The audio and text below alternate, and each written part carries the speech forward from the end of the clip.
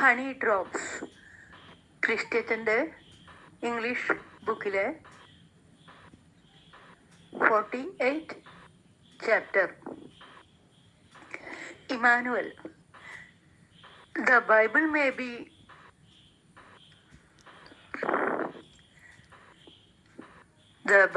may be summarized in a single word, love.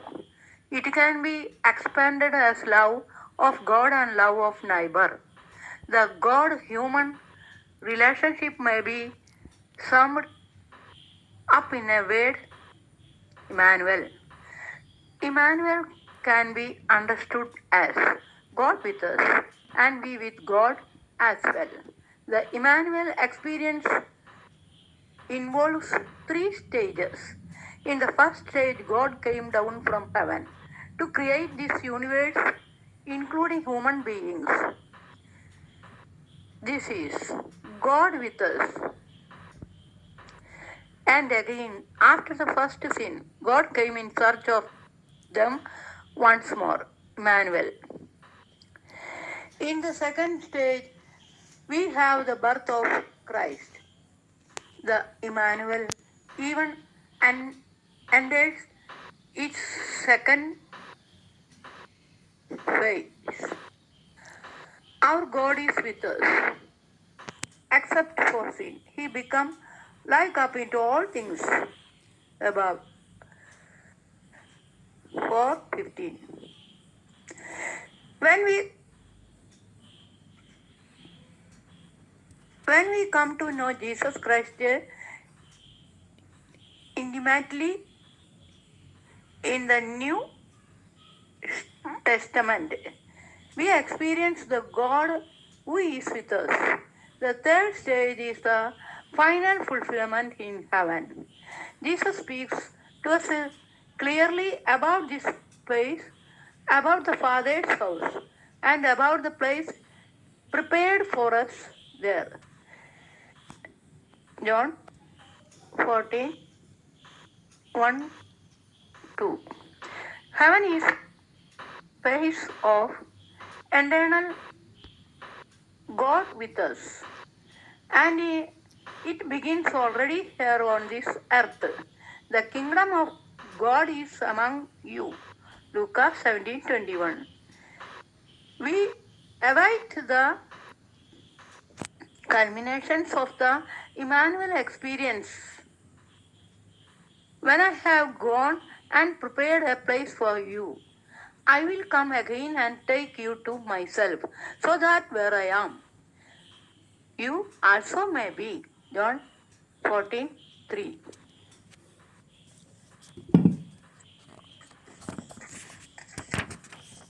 Chapter 49. A story with a message. Mountaineering was always his passion. After through training, he set out to climb Aconcagua.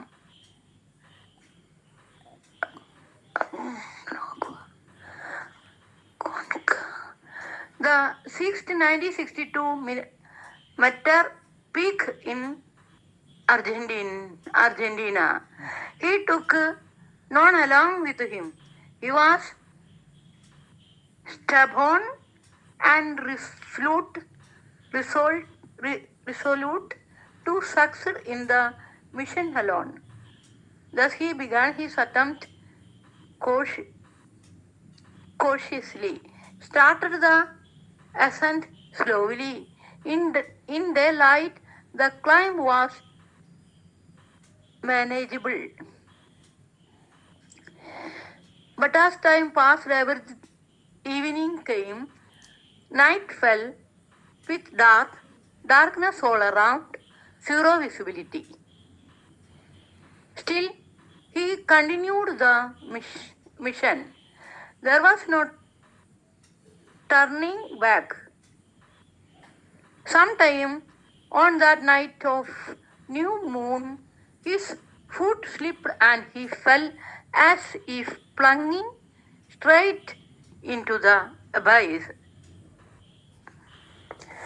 Suddenly, the rope tied around his waist caught somewhere. He will hanging in midair. Then came a desperate cry, "My God, what do you want me to do for you?" He heard a voice and he didn't know from where, or was it just an illusion. Save me. His trembling voice replied, "Cut the rope you are hanging on with your knife." The voice said again, "What?" He was stunned. The next day, his lifeless body was found clinging tightly to that rope, hanging at a height of just 2 feet above the ground. This is just a story, but a story with meaning.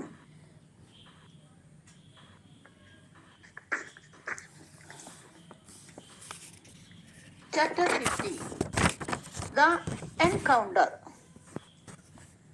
Jesus encourages the style of going 2 by 2. Yet he arrived along the Jacob's well. John 4. For those who believe, for those who believe in God, nothing happened by chance. Everything unfolds according to God's plan. That day, Jesus wanted to meet the Samaritan woman alone. "Give me a drink," he told her. Jesus asked her for water, plain drinking water. God gives to all living beings in the universe. Only from human beings does God ask. Instead of ending the matter with a simple answer, "I will give," or "I will not give," she begins a conversation and continues it. And the conversation moves through history, tradition, the Bible, and then into personal matters. Jesus comes to understand her as a woman. Women speak at least 20 20,000 20,000 words a day. So goes the saying. Without scolding, without disturbing her, Jesus allows her to open up her entire life because he understands, because he understood her. He encouraged her by saying, "What you have said is right. What you have said is true." John 4:17-18. That encounter lasted nearly an hour. Setting inside his own need, Jesus led her toward her greatest need, salvation. Sensing that the disciples were approaching, the Samaritan woman, not unwilling to part, folded her hands and said, "Thank you, Master." But Jesus stopped her. He folded his hands and said, "My beloved, I thank you. When shall we meet again?" Words spoken when friends part. Knowing that because I am a friend of Jesus. John 15:50. 15:50. 15. If I spend time with him, Jesus will thank me. That is truly something great. Next chapter 51 tomorrow. Next chapter 51 tomorrow.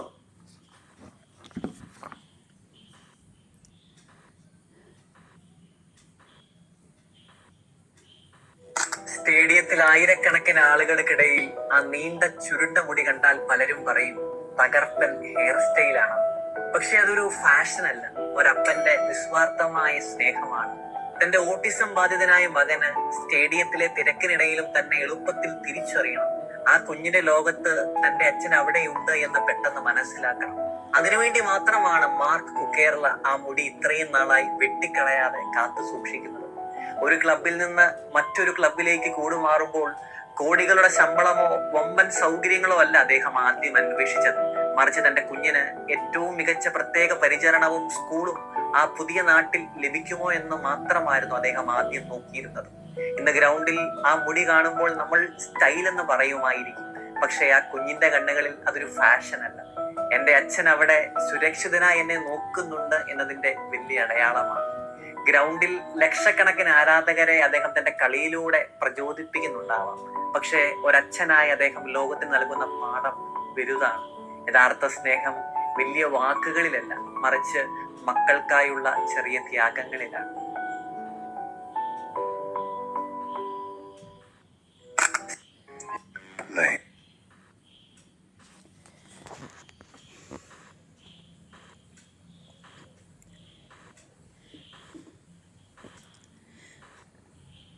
Margaret William എന്ന ആ യുവതി വളരെ ധൃതിപ്പെട്ട് business സംബന്ധമായ ഒരു യാത്രയ്ക്ക് എയർപോർട്ടിലേക്ക് പോവുകയായിരുന്നു. മാർഗമധ്യേ ഒരു വൃദ്ധൻ സഹായം അഭ്യർത്ഥിച്ച് കൈനീട്ടി. സമയം വൈകിയിരുന്നു എങ്കിലും അയാളുടെ മുഖത്തെ ദൈന്യത കണ്ട മാർഗരറ്റിന് അയാളെ സഹായിക്കാതെ കടന്നു പോകുവാൻ കഴിഞ്ഞില്ല. അവൾ എയർപോർട്ടിൽ എത്തിയപ്പോഴേക്കും വളരെ വൈകിയിരുന്നു.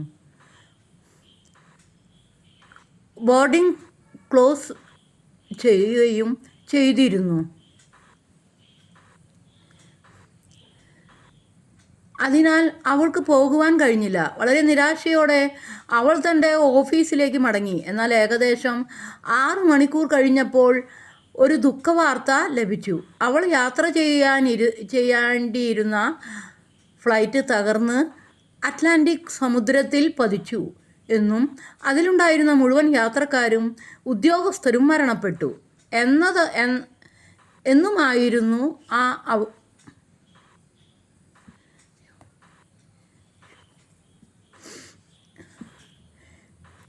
എന്നുമായിരുന്നു ആ വാർത്ത.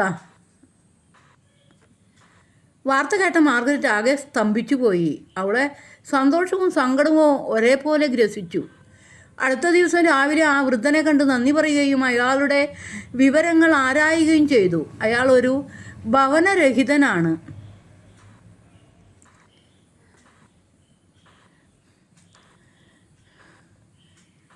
ഭവനരഹിതനാണെന്ന് മനസ്സിലാക്കിയ മാർഗരറ്റ് അയാളെ തൻ്റെ വീട്ടിലേക്ക് കൂട്ടിക്കൊണ്ടുപോവുകയും അയാൾക്ക് ജീവിക്കാൻ ആവശ്യമായ എല്ലാ സൗകര്യങ്ങളും ഒരുക്കി കൊടുക്കുകയും ചെയ്തു. ആ ഫ്ലൈറ്റിലെ മുഴുവൻ ആളുകളും മരണപ്പെട്ടു എന്നത് എത്ര വലിയ സങ്കടമാണ്. അത് മാർഗരറ്റിനെ വേദനിപ്പിച്ചു. എന്നാൽ താൻ അവരോടൊപ്പം മരിക്കാൻ ഇടയായില്ല എന്നുള്ളത് ദൈവത്തിൻ്റെ ഒരു പ്ലാനായി അവൾ കരുതി. അവൾക്ക് വേണ്ടി മാത്രമല്ല, മറ്റനേകരുടെ നന്മയ്ക്കായി താൻ ജീവിക്കേണ്ടതാണെന്ന് അവൾ ചിന്തിച്ചു. തൻ്റെ മരണം സംഭവിക്കാതിരിക്കാൻ കാരണമായ വൃദ്ധനെ തന്നെ ആദ്യം സഹായിക്കാൻ അവൾ നിശ്ചയിച്ചു. എല്ലാ ദുഃഖത്തിലും ചില അനുഗ്രഹങ്ങളുണ്ട്. അതേപ്രകാരം എല്ലാ അനുഗ്രഹങ്ങളിലും കുറച്ചെങ്കിലും വേദനയുമുണ്ട്. ആകയാൽ സുഖത്തിൻ്റെയും സന്തോഷത്തിൻ്റെയും വേളകളിൽ അതിയായ ആഹ്ലാദമോ ദുഃഖവേളകളിൽ നിരാശയോ ഉണ്ടാവേണ്ടതില്ല. സുഖ സന്ദർഭങ്ങളിൽ പ്രതിസന്ധികളെയും പ്രതിബന്ധങ്ങളിൽ അനുഗ്രഹങ്ങളെയും കാണുവാൻ കണ്ണുകൾക്ക് കാഴ്ചയുണ്ടാകണം.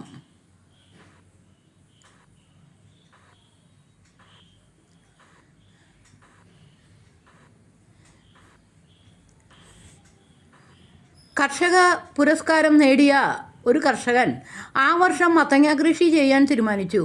ഒരു ദിവസം മത്തങ്ങ ചെടികളുടെ ഇടയിൽ നിൽക്കുമ്പോൾ